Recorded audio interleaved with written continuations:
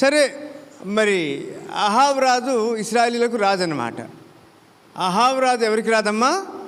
ఇశ్రాయేలీలకు రాజు. ఇశ్రాయేలీలకు న్యాయం చేయవా, ఇశ్రాయేలు పరిపాలించమని రాజు కాబట్టి అన్నాడు. యెజబెల్ రాణి అన్ని జనరాలన్నమాట. అహాబు రాజు ఇశ్రాయేలీలకు రాజు అనమాట.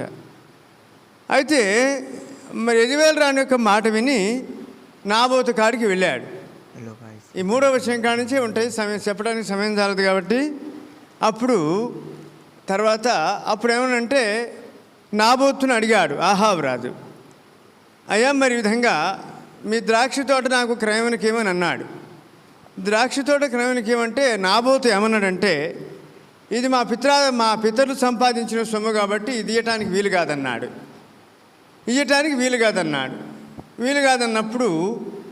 ఈయన ఇంటికి వచ్చి మళ్ళీ అమ్మగారితో ఏం పని అని చెప్పి యెజబెల్ రాణితోటి మళ్ళీ ఏ గొడవ వస్తుందని చెప్పి ఆయన ఇంటికి వచ్చి మూతి ముడుచుకొని ఎవరితో ఏం మాట్లాడకుండా పడుకున్నాడట.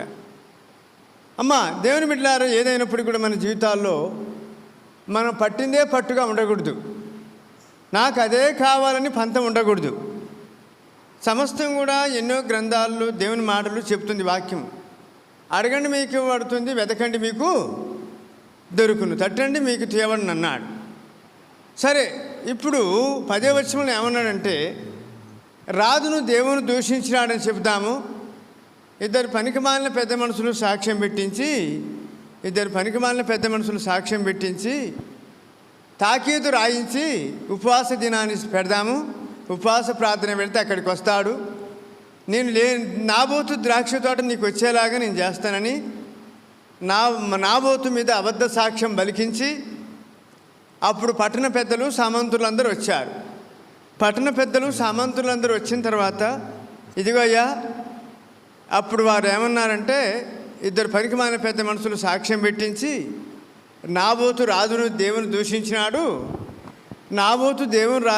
దేవుని దూషించినాడని చెప్పగానే అప్పుడు ఉపవాస దినం అని సాటించి అప్పుడు జనుల సమక్షంలో నాబోతు నిలబెట్టించి, అయ్యా రాజును దేవుని దూషించినాడు అనగానే అప్పుడు పట్టణ పెద్దలు సామంతులు ఏమన్నారు, అయ్యా ఏమిట్రా రాజును దూషించావంట, దేవుని దూషించావంట, నీకు రాదంటే లెక్కలేదేంట్రా, దేవుడు అంటే లెక్కలేదేంట్రా అని చెప్పగానే నాబోతును ఊరు బయటికి తీసుకుని పోయి రాళ్ళతోటి ఏం చేశారమ్మా, సావు కొట్టారనమాట. అప్పుడు యెజబెల్ రాణికి లెటర్ వచ్చిందనమాట. యెజబెల్ రాణికి లెటర్ రాగానే అప్పుడు ఏం జరిగిందంటే, అయ్యా నాబోతు సజీవుడు కాదు, సత్యవంతుడు కాదు. యెజబెల్ రాణికి లెటర్ రాగానే అహాబు రాజుతో ఏమన్నదంటే, అయ్యా ఇక నాబోతు రాతు దెబ్బల చేత మరణమయ్యాడంట, నువ్వు వెళ్ళి నాబోతు ద్రాక్ష తోటను స్వాధీనపరచుకోమని చెప్పగానే అహాబు రాజు సంతోషించుకుంటా నువ్వు వెళ్ళి మరి నాబోతు ద్రాక్ష తోటను స్వాధీనపరుచుకున్నాడు. 17-18 వచనాల్లో అప్పుడు ఏమన్నాడంటే, తిష్మీడైన ఏలియా వచ్చాడు. ఏలియా ప్రవక్త వచ్చి అప్పుడు ఏమన్నాడంటే, అయ్యా నాబోతు ద్రాక్ష తోటను స్వాధీనపరచుకోవాలని చెప్పి నాబోతును చంపించారు కదా మీరు, ఉపవాస దినాన్ని పేరుకే ఉపవాస దినాన్ని పెట్టుకున్నారు, అబద్ధ సాక్ష్యం పలికించి లేనిపోని మాటలు గాయించి నాబోతును చంపించావు కదా. 19వ వచనం అన్నాడు, ఇదిగో నాబోతు ద్రాక్ష తోటని స్వాధీనపరచుకోవాలని నాబోతును చంపుతారు కదా. ఏ స్థలమైందైతే నాబోతు రక్తం కుక్కలు నాకినాయో అదే స్థలమందు అదే కుక్కలు నీ రక్తం నిజంగా నాకునన్నాడు. ఇదే స్థలంలో అదే కుక్కలు నీ రక్తం నిజంగా నాకును. అప్పుడు అహాబు రాజు ఏమంటున్నాడు ఏలియాతోటి, నా పగవాడా, అమ్మా కంజర శబ్దం చెప్పకు నాయన, నా పగవాడా నీ చేతులను చిక్కుబడ్డానా అన్నాడు. దేవుని వాక్యం ఏం రాయబడుతుంది, మోసపోకండి, దేవుడు వెక్కిరించబడడు, ఏది విత్తనం వేస్తావో ఒక దినాన అదే పంట కోసుకుంటాడు, ఎవడే కొలత కొలుస్తాడో అదే కొలత కొలుస్తున్నాడు. అయితే మరి జీవితంలో ఏశావు తన భ్రష్టుడైన వాడు ఒక్కనాటి పూట కూటి కొరకు చిక్కుడుగాయ కూర కొరకు ఏమమ్ముకున్నాడమ్మా, జ్యేష్ఠత్వాన్ని మొత్తం అమ్ముకున్నాడు. అందుకనే ఏశావుకు రావాల్సిన దీవెనలన్నీ ఎవరి పని అండి, యాకోబుకి పోయినాయి. ఏశావుకు రావాల్సిన దీవెనలను అందుకనే దేవుడు ఏమన్నాడు, నేను ఏశావును ద్వేషించినాను యాకోబుని ప్రేమించిన అన్నాడు. ఏశావుని ద్వేషించినాను యాకోబుని ప్రేమించిన అన్నాడు. ఒకరిని ప్రేమించేవాడిగా ఉంటున్నాడు, ఒకరిని ద్వేషించేవాడిగా ఉంటున్నాడు. ఎందుకంటే ఒకరి ప్రవర్తన బాగలేదు, ఒకరి మార్గం ఆ దృష్టికి బాగా ఉన్నట్టు కనపడుతుంది, కానీ అది తుదకు మరణానికి దారితీస్తుంది. ఒకరి ప్రవర్తన బాగా ఉన్నట్టు కనపడుతుంది కానమ్మా తుదకు అది మరణానికి దారితీస్తుంది. కాబట్టి దేవుని బిడ్డలారా, మరి ఇస్కరియోతు యూదా 30 వెండి నాణ్యములకు దేవుని నమ్ముకోవాలని చూసినాడు. అది పట్టిందే పట్టనుకున్నాడు. ఇస్కరియోతు యూదా 30 వెండి నాణ్యములకు దేవుని నమ్ముకున్నాడు, అక్కడికక్కడే ఉరేసుకొని చచ్చాడనమాట. అందుకని నా పగవాడా నీ చేతులను చిక్కుబడ్డాను అన్నాడు. కీడు చేసుకుంటానికి నిన్ను నువ్వే అమ్ముకున్నావండి, కాబట్టి నువ్వు నా చేతులను చిక్కావన్నాడు. 20వ వచనం అన్నాడు, నీ మీదికి నేను అపాయం రప్పిస్తున్నా అన్నాడు, నీ సంతతి వారిని నాశనం చేస్తానన్నాడు. అల్పులేమి గనులేమి అహాబు పక్షాన్ని ఎవడు లేకుండా అందరిని నిర్మూలము చేస్తా. ఒక్క యెజబెలు రాణికి భయం చెప్పుకోకపోవటం వలన అహాబు రాజు కుటుంబం అంతా, వారి సంతతి వారు, వారి పురుషులందరూ కూడా ఏ గతి కొట్టిపోయారో ఇట్టే దేవుని మనకు వాక్యం కళ్ళకు అద్దం కట్టినట్టుగా మనం చూస్తున్నాం. ఈ ప్రజలు తమ పెదలతో నన్ను ఆరాధిస్తున్నారు, కానీ వారి హృదయం నాకు చాలా దూరంగా ఉన్నది. అమ్మా, మరి ఏశావు లాంటి భ్రష్టుడైన జీవితం, ఒక యెజబెలు రాణి మాట విని ఇశ్రాయేలు ప్రజలకు న్యాయం చేయవలని చెప్తే దేవుడు యెజబెలు రాణి మాట విని మోసపోయినాడు, తన సంతతి వారిని నాశనం చేసుకున్నాడు, పురుషులందరూ నాశనం చేసుకున్నాడు. పాప మరి విధంగా చెప్పాలంటే చాలా ఉంది సమయం, కానీ ఈసారి విషయాలు మనం ఈసారి వచ్చి మాట్లాడుకుందాం. కాబట్టి 27-28 వచ్చాను చదవమ్మా. 27-28 వచ్చాను చదవండి.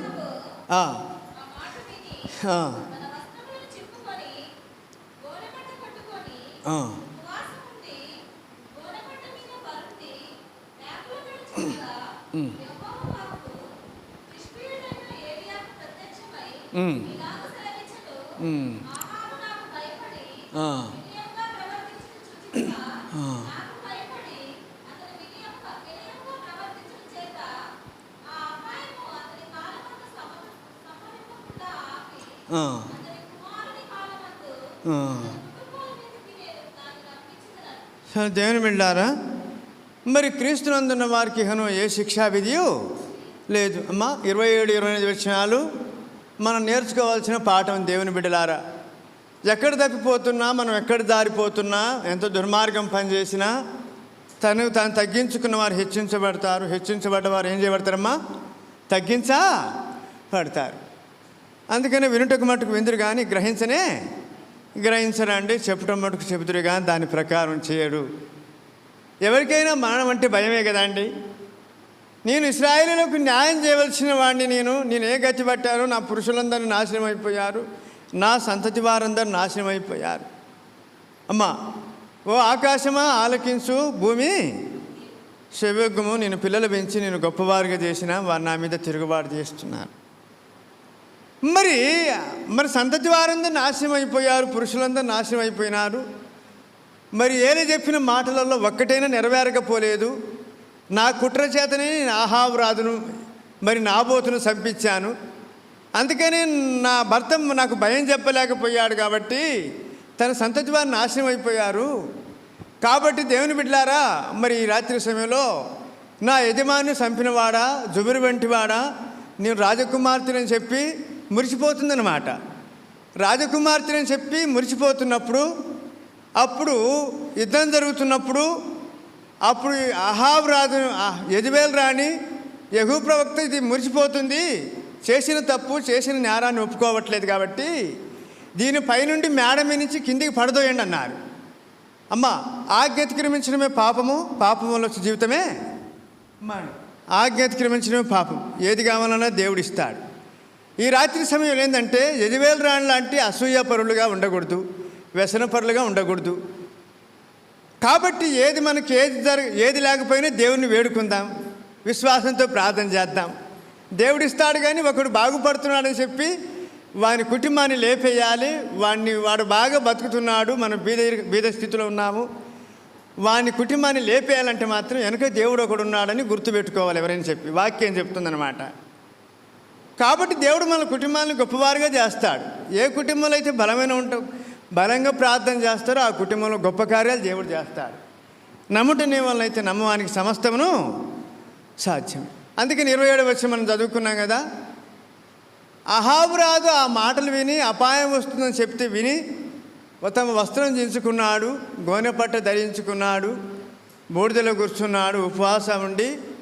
అమ్మ ఏం చేసినాడమ్మ? ప్రార్థన వ్యాకులపడి వస్త్రాలు దించుకున్నాడు, దేవుని సన్నిధిలో పశ్చాత్తాపడ్డాడు అని చెప్పి రెండోసారి ఏలే వచ్చిన తర్వాత అగో అహాబు రాజు చూడయ్యా, తగ్గించుకున్నాడు, వస్త్రాలు దించుకున్నాడు, గోనెపట్టు ధరించుకున్నాడు, తగ్గించుకున్నాడయ్యా.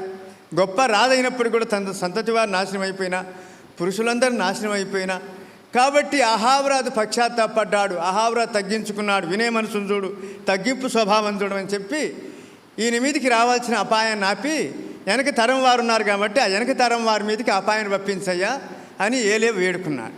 అహాబు రాజు పశ్చాత్తాపడ్డాడు.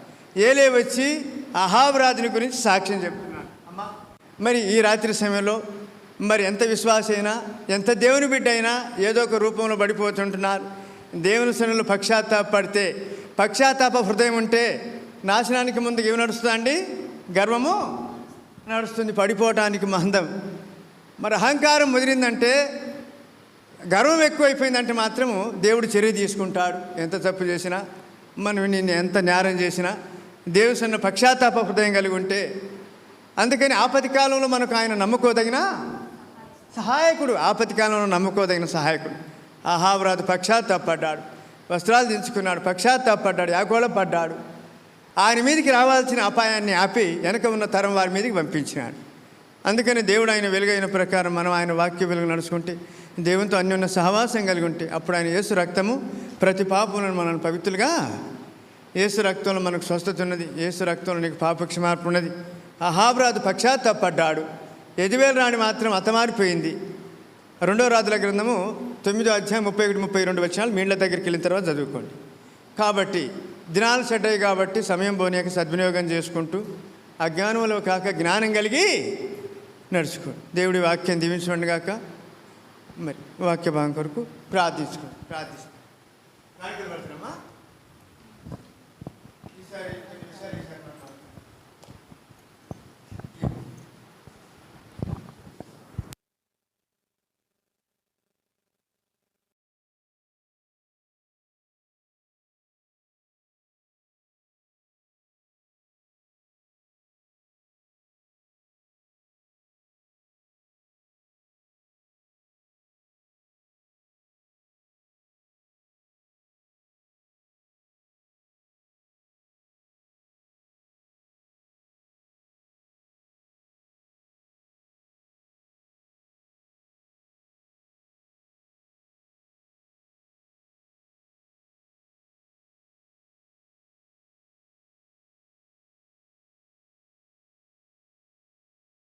అంగీకరించు మీ దేవా, నన్నెప్పుడు నీవు కరుణించు మీ నావన్నీ అంగీకరించు మీ దేవా, నన్నెప్పుడు నీవు కరుణించు మీ నావన్నీ కృపచేత నీ వలన